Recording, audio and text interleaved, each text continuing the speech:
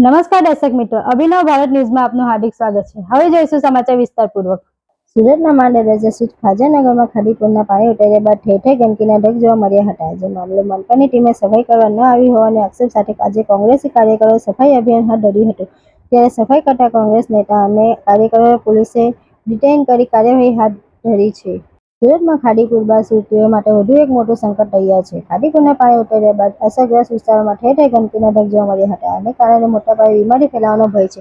ત્યારે પાણી ઓસર્યા બાદ પણ મહાનગરપાલિકા દ્વારા અનેક જગ્યાએ સફાઈ કામગીરી ન થતા લોકોમાં ભારે રોષ જોવા મળી રહ્યો છે। માંડરજા સ્થિત ખાજાનગર જ્યાં ગંદકીનો ભયમય માહોલ હતો, ત્યાં શહેર કોંગ્રેસ કાર્યકરો સફાઈ કરવા માટે પહોંચ્યા હતા।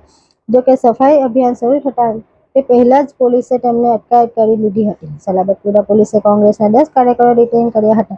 કોંગ્રેસના નેતાઓએ જણાવ્યું હતું કે શહેરમાંથી ખાડીપુર પાણી ઓસરી ગયા હોવા છતાં ખાસ કરીને અનેક સ્લમ વિસ્તારોમાં ઠેર ઠેર કચરાના ઢગ જોવા મળ્યા છે। તે વધુમાં કહ્યું હતું કે સ્વચ્છતામાં સુરત શહેરનો નંબર આવે છે તેવા દાવા કરવામાં આવે છે, પરંતુ વાસ્તવિકમાં સફાઈ નામે મીંડું છે। કોંગ્રેસે જણાવ્યું હતું કે ઉધનાના ખાજાનગર પાસે ગંદકીનો મોટો ઢગ જોવા મળ્યો હતો અને આ અંગે સ્થાનિકો દ્વારા વારંવાર ફરિયાદો કરવા છતાં કોઈ નિરાકરણ આવ્યું નથી। પરિણામે લોકોના સ્વાસ્થ્ય સામે પણ ખતરો ઉભો થયો છે। આ જ કારણોસર કોંગ્રેસ દ્વારા ગંદકી સ્થળે જઈને વિરોધ પ્રદર્શન કરવામાં આવ્યું હતું।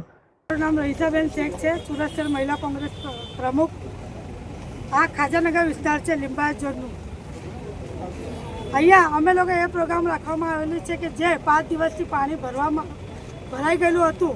અત્યાર સુધી સુરત મહાનગરપાલિકા અથવા લિંબાયત ઝોનના ઝોનલ અધિકારીઓ કે જે પણ અધિકારીઓ હતા, અત્યાર સુધી કંઈ સાફ સફાઈ કરવામાં આવી નથી અને લોકો ગંદકીમાં જીવવામાં